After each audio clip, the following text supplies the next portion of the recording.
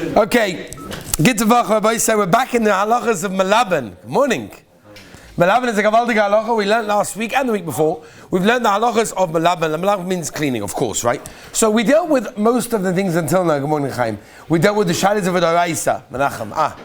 We dealt with the daraisa of Melaben, of actual Melaben. That means the halachas of actual cleaning, stains and various things like that. What we're going to try, b'siyata d'shmaya, discuss in the next couple of days is many of the gzeiros d'Rabbanan that apply to Melaben. Some of them are well unknown. Very matcha. Some of them are well unknown. Okay, in fact, I got a phone call on Erev Shabbos from one of the Chashuv Bacham in Yeshiva. One of the Chashuv Bacham in Yeshiva sent a message Erev Shabbos with the following shaila. And I thought to myself, as I asked the shaila, how many people would even know that this is even a shaila, Shlomi? How would they even know it's a shaila? Well, Baruch Hashem, they're over here. What was the shaila Nosameh? What was the shaila? The shaila was, he did a wash on Erev Shabbos, right? Because it's very, when you're in yeshiva, just giving you some tips. During the week is a very hard time to do washing, right? No one wants to do this learning, run upstairs, see if it's ready, if somebody took it out already, if somebody dumped it on the floor, you know how it goes. So you want to do it on a Friday. Friday's a perfect day to do laundry, right? Ask him. If you're allowed to do laundry on a Friday, I don't know. Ask the Halacha Chabura second Seder, they will tell you if you're allowed, you're not allowed, nowadays with machines, whatever. Al Kaponim, Aaron, you with me? So his shaila was, he did laundry, right? That was the shaila, right? Laundry, right? No. Whatever. It was a Chashuv Bacham in the Yeshiva, that's a big difference who it was. And he wanted to know whether or not he's allowed to hang up the wet laundry before Shabbos. It's before Shabbos. No one ever asked. No one, I don't remember the last time I got a shaila. Can I switch on the light on Shabbos, Friday afternoon so that it stays on Shabbos? In fact, by the way, that being said, right, it's real. It's a machloikus, right? B'Shamai Beis Hillel. If you're allowed, right, Gemara on Shabbos Yutches, if you're allowed to do a melacha on Erev Shabbos, that's going to continue, right? You saw it over there, right? Rishon Gimel, you're learning a bit Rishon Beis also. Whether or not you're allowed to stop melacha before Shabbos to let it continue on Shabbos, right? Where's this very negeya to? Food. Who said food? Very good. Ben? Food! No, Gavaldik. I guess after spending a whole Shabbos with Rabbi Eli Stefansky, you get a whole time. The Olam, he got it. The Olam. Anyway, so where are we? So Ben said food. Very, very good. Are you allowed to put on food on Erev Shabbos on a hot plate or something similar to that and allow it to continue to become cooked or hot on Shabbos Kodesh? So it's subject to Machlokes Beis Beis Hillel, which we're not going to go into at this moment of time. And of course, with the right blachs and the right situation, of course, it's mutter. But now we're discussing on Shabbos Kodesh itself. I want to read to you a lashon of a Shulchan Aruch, which I think is very important. And I'm reading it to you because this is something that, again, most people don't realize there's even an issa involved in this shaila. And that is like this. That's why I was so impressed with this Chashuv Bacham in Yeshiva, whoever he may be, who called up Erev Shabbos to ask this shaila if you're even allowed to do that. Chaim, you with me? Yeah, Yosef, you with me? Gavaldik. Shulchan Aruch, Rabbi says, Simon Shin Aleph, right? You know, there's certain simonim in Chelik Gimel that no one really gets to, right? Everybody gets to like Bishol and Boyer and Muktzah. Yeah, ask someone about Shin Aleph. Shin Aleph. What's in Shin Aleph? Right? It's unbelievable. Like, you know, you look at it's amazing halacha. A lot of different shilas of carrying and everything. But one of the things over here, straight away like this. What happens if a person has clothing got wet on Shabbos Kodesh? It could happen that, for example, he's out in the rain. It could happen, for example, it spilled into a puddle on the floor. It could happen that someone spilled something over it. All sorts of things, right? What's the halacha? You're allowed to continue walking on Shabbos if your clothing are on you and they get wet, and we're not worried that you're going to come towards skita.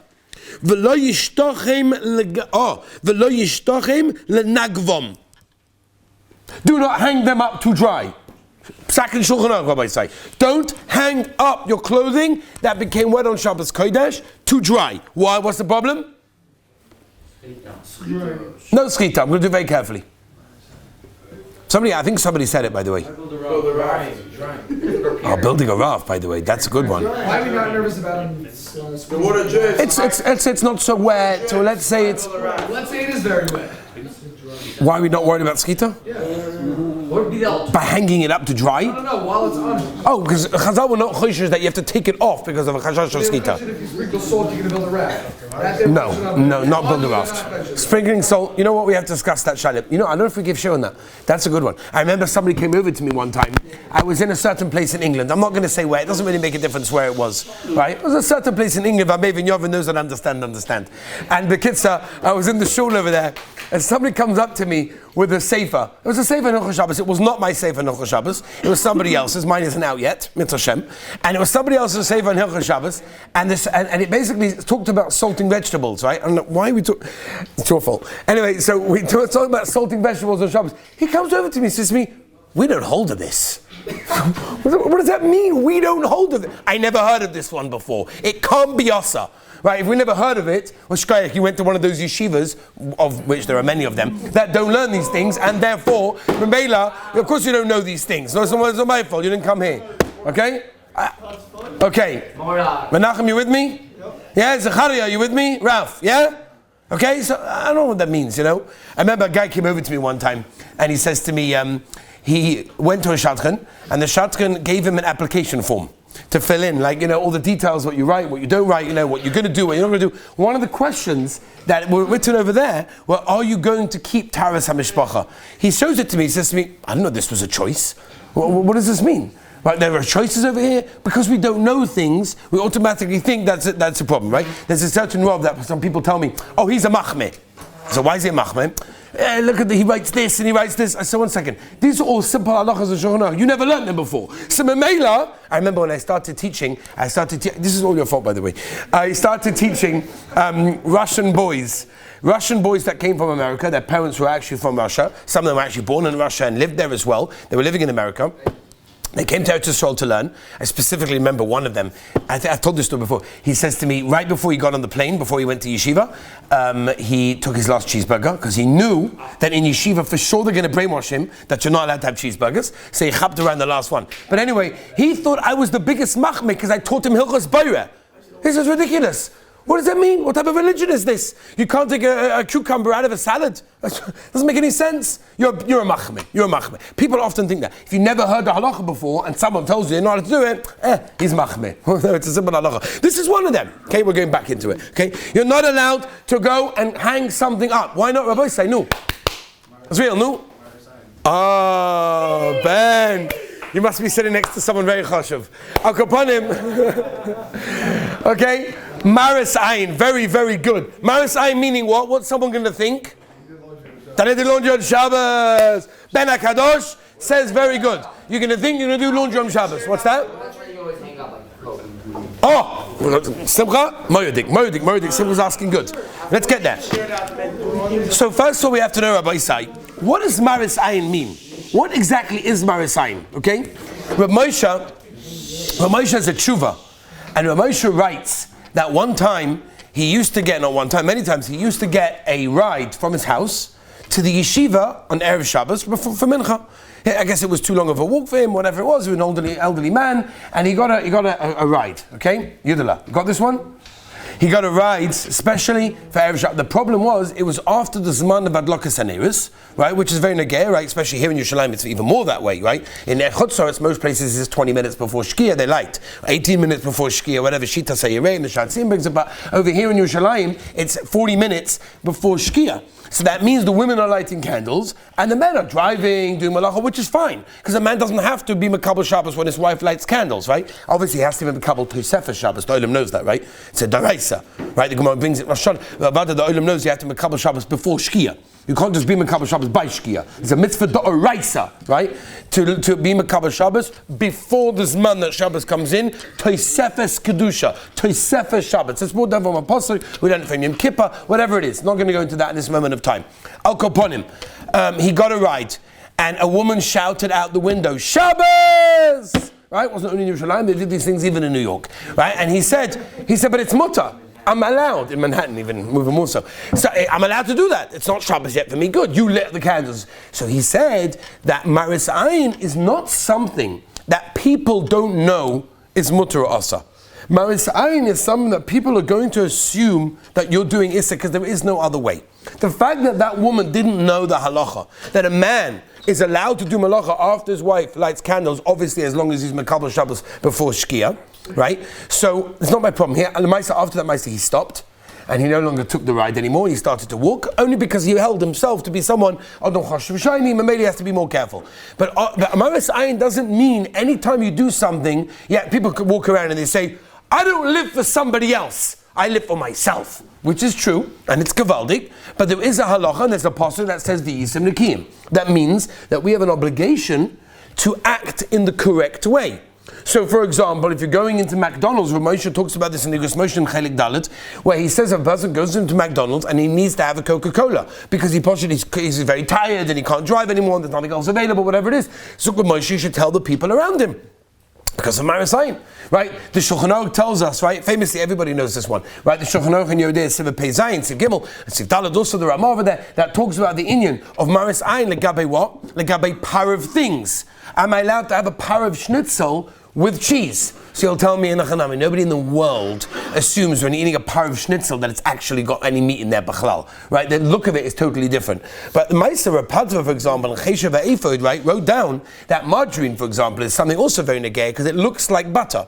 But he said that once something is so widespread, there's no longer Maris Ayin. So Maris Ayin is when someone is going to assume that you are doing something that is wrong. Over here, the Shulchan Aruch paskins that when you take something that's normally washed and you hang it up on Shabbos Kodesh, on Shabbos Kodesh, there's a chashash, someone's going to say, Tubi, not you chas v'sholem, that person washed it on Shabbos Kodesh. Okay?